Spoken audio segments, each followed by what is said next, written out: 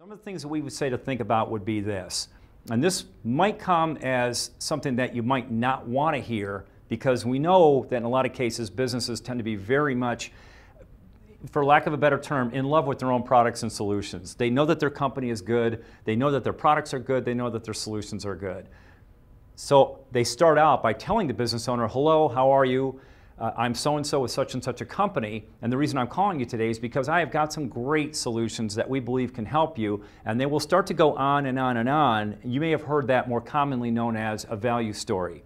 By the way, every company should have a value story and a value proposition. But that might not be the best time to do it during the call opening, is to tell them everything you can about you. Unfortunately, it's one of the more common mistakes that we see.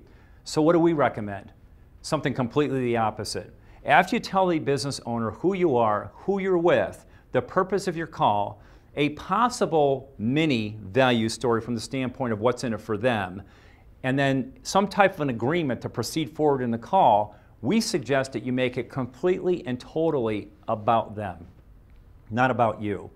Put yourself in the shoes of the business owner. If you believed everything we've talked about up to this point being very real life, let's not stop now. They're not going to fall madly in love with you after hello. They are going to want to know if you know anything about them. So the second thing that we suggest is you learn how to speak their language.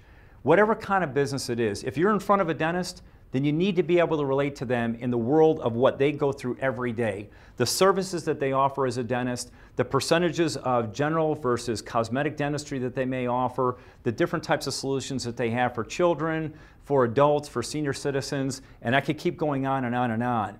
But if you want to raise that credibility as quickly as you possibly can and drop that guard, these are the single two best ways all over the world that we've tested this to work more often than anything else. However, this is the least common thing that we see among sales reps. Much more common, as we've been talking about, is for a sales rep to speak about themselves. Why? It's more comfortable. It's what you know. You know your products, you know your services. It's not easy to become familiar with every one of your customers or potential customer or clients' businesses up front. So there is required a lot of homework done before you pick this up. Now, before you panic too much or flip this off and say, well, my reps don't have the time, we figured out ideas and solutions and ways for them to be able to do this in an extremely short period of time, to be able to quickly connect with their potential clients and customers, to be able to speak their language, make it about them, change that guard and credibility within a matter of minutes. And these are the things that we want to be able to help your company do. It's through a lot of trial and error and a lot of practice, and we have got tremendous amount of references and testimonials that bear this out, and success stories that prove that this isn't only the best way to make a sale, but to make the right sale and to be able to renew it or have them continue to buy from you and buy more often. One other great point. If you do this the right way, you're not going to have to worry about your competitors stealing your business either, because they will never be able to connect as well as your sales reps will with that business owner by taking these approaches. Now, some of the things that they need to be able to consider would be understanding specifically what is it that they sell. What are the products and services that that business owner is trying to sell? Second, who are they trying to sell to? Who are their potential clients? What are the target groups that they're trying to sell to? And that could even be broken down into specific demographic groups.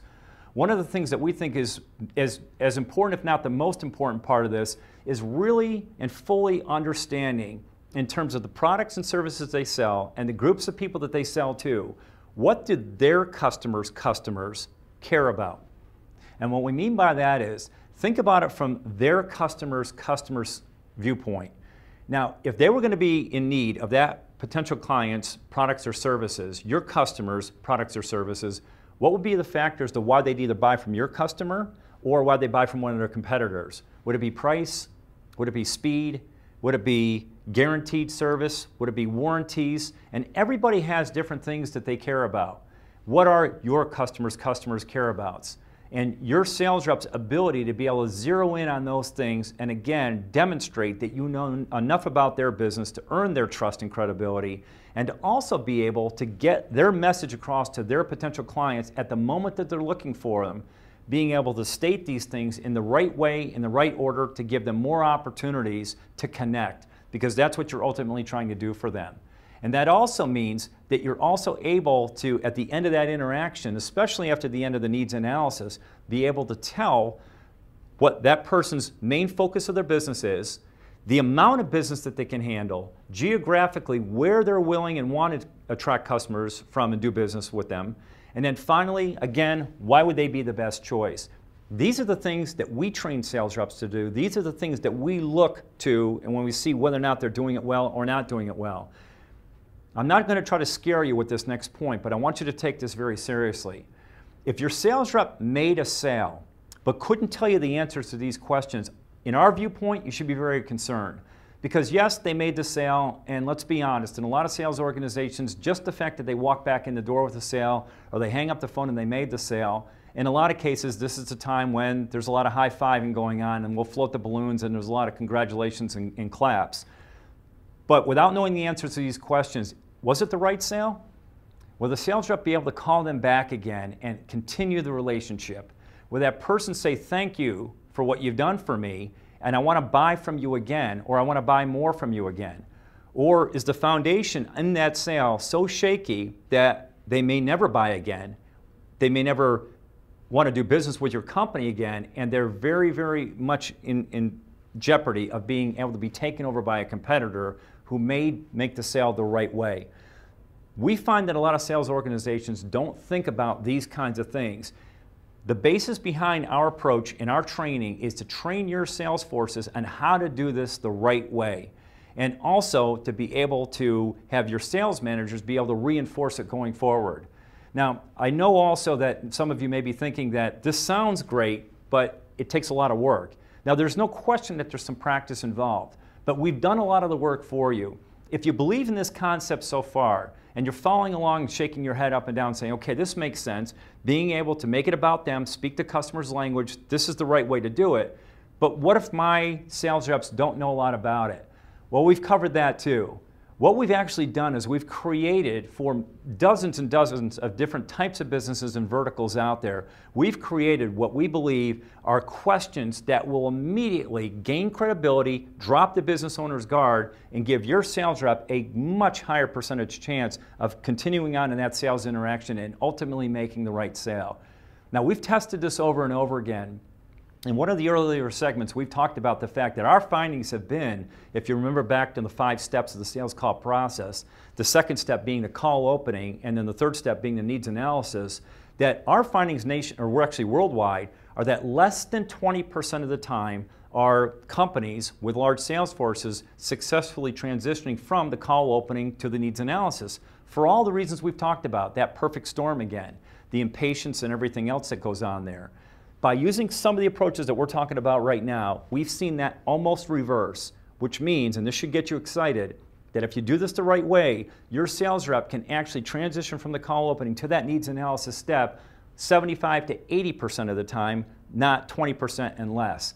The way to do that is to have the right types of questions already prepared in advance and ready to go. In this particular example, we're showing some ideas of ways to connect quickly with a dentist. And you can see here that these are questions that they could throw out that will immediately show the dentist, we know a little bit about what you're offering and what you're trying to accomplish in terms of attracting new patients.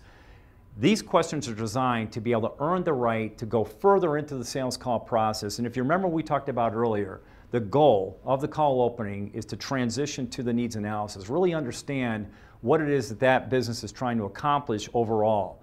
And at that point, they can transition after that into these deeper needs analysis questions, which really do at that point focus in on helping them to make the right sale by understanding the types of products or services they sell and the things that they want to make the most money from, the amount of business they can handle based on how many patients or clients or customers they can see in a given period of time, the geographic areas where they want to be able to try to get their message across and attract potential customers, clients, or patients.